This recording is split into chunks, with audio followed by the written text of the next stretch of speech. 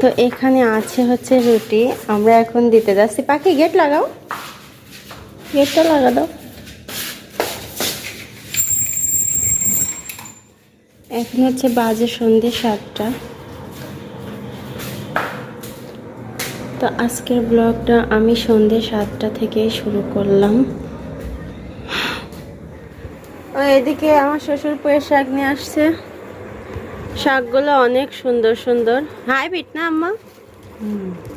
এগুলো হচ্ছে হাইব্রিড পুঁইয়ের শাক। জাংলা পুঁই না ভুই পুঁই? কি সুন্দর পুঁইয়ের শাকগুলি, দেখে মনে হচ্ছে কাঁচাই খেয়ে ফেলে। পুঁইয়ের শাক মাঝে মাঝে খাওয়া ভালো, কারণ পুঁইয়ের শাকে প্রচুর পরিমাণ ভিটামিন থাকে। তা আম্মা হচ্ছে সকালবেলা এখন রান্না, এখন কুটে রাখবে, সকালবেলা রান্না করবেন না আম্মা?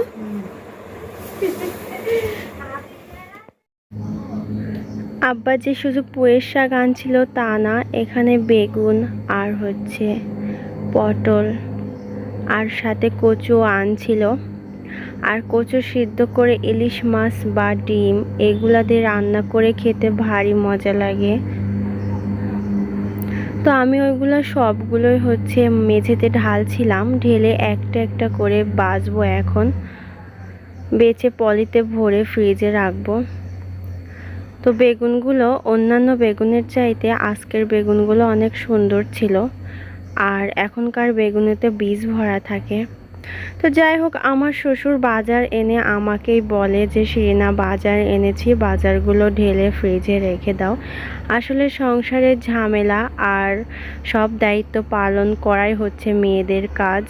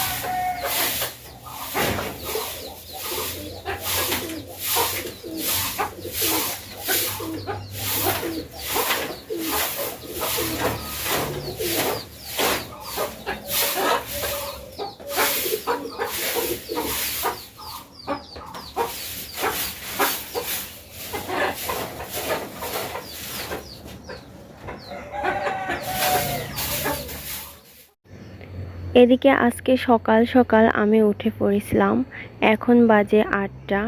তো আমার জামাই চলে গিয়েছে সকাল 7:30টায়।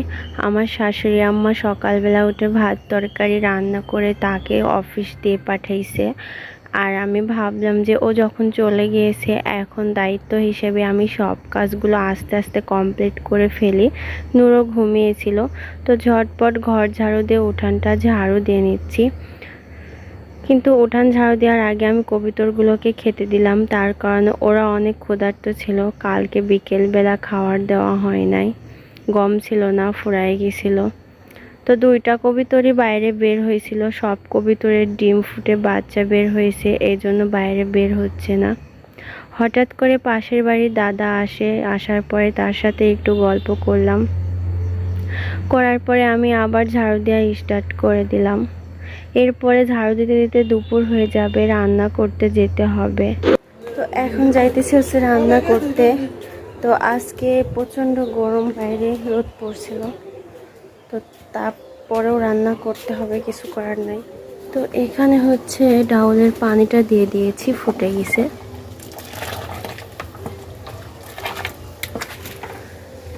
এখানে হচ্ছে ডাউলটা ধুয়ে রেখেছি।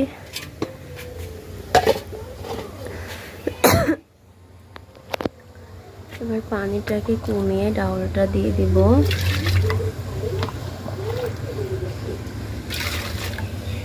ডাউলগুলো ঢেলে দিব এক এক করে।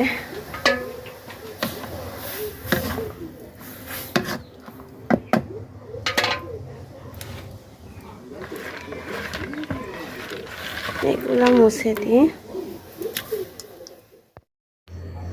অনেক দিন যাবৎ হচ্ছে ডাউল খাওয়া হয় না, তাই আমার শ্বশুর অনেক দিন পরে ডাউল খেতে চেয়েছে। আমি ভাবলাম শ্বশুর যখন ডাউল খেতে চেয়েছে, ডাউল না ঘেঁটে দিলে হয় বলুন। তাই আমি খুব তাড়াতাড়ি করে দুপুরের রান্নাগুলো শেষ করলাম। আজকে হচ্ছে 3 তরকারি রান্না করব। এখানে আমি রান্না শেষ করে মাছের তরকারি রান্না করে ফেলেছি। মাশাআল্লাহ, মাছের তরকারি আজকের কালারটা অনেক সুন্দর আসছিল, কারণ এখানে পুরোই শুকনো লঙ্কা বেটে দিয়েছিলাম। আর এখানে সরিষা বাটা দিয়ে আমি সজনে ডাঁটা চচ্চড়ি করব, কারণ এই সজনে ডাঁটা চচ্চড়িটা এত সুন্দর টেস্ট হয়। আমার বাড়ির সবাই আমাকে বলে তোমার হাতের তরকারি আজকাল অনেক সুন্দর টেস্ট হচ্ছে, তাই সব কিছু আমাকে রান্না করতে দেয়। আর আমার শাশুড়ি তো আমার হাতের তরকারির অনেক প্রশংসা করে, আমার ছোট যাও করে। যাই হোক, ভালো হলে তো ভালো প্রশংসা করবে। আর আমি বড় বউ হিসাবে দায়িত্ব করে সব কিছুই সুন্দর করে রান্না করে ওদের সবাইকে খাওয়াই।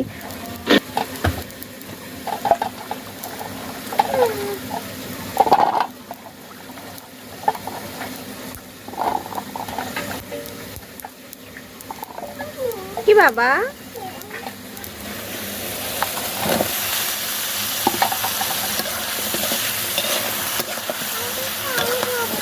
এই যে আমি সাজনে রান্না করছি বাবা। পানি খাবে? দাঁড়াও দিতেছি।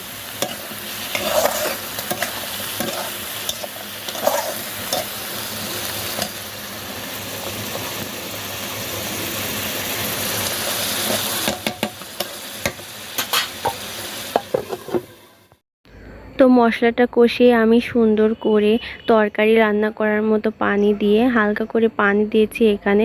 তারপরে সুন্দর করে ডাঁটাগুলো সিদ্ধ করে নিয়েছি। তারপরে ভাজা জিরের গুঁড়ো হালকা করে উপরে ছিটে দিয়ে হালকা করে নেড়ে দিচ্ছি, কারণ বেশি নাড়াচাড়া করলে ডাঁটিগুলো ভেঙে যেতে পারে, আর ভেঙে গেলে এটা একদম বাজে দেখাবে, ধরে খাওয়া যাবে না।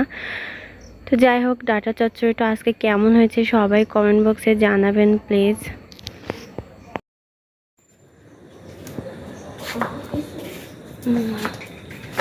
তো এখানে আছে হচ্ছে রুটি, আমরা এখন দিতে যাচ্ছি। পাখি গেট লাগাও, গেটটা লাগা দাও।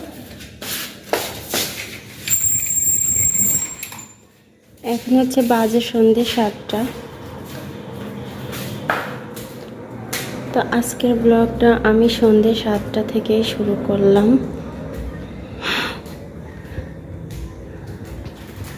এই আমাকে থুয়ে ওরা চলে যাচ্ছে, কি রে এরা। তারপরে বাড়ির সব রান্না শেষ করে আমি ভাবির জন্য রুটি বানিয়েছিলাম, কারণ ভাবি আজকে আমার হাতের রুটি খেতে চেয়েছিল। আর এই রুটিগুলোই ভাবিকে এখন দিতে যাইতেছি। তো এই তো ছিল আজকের ভিডিওতে। আজকের মতো ভিডিওটি এ পর্যন্তই। সবাই ভালো থাকবেন, সুস্থ থাকবেন। আর আমার চ্যানেলটিকে যারা যারা সাবস্ক্রাইব করেনি তারা অবশ্যই সাবস্ক্রাইব করে দিবেন। আল্লাহ হাফেজ।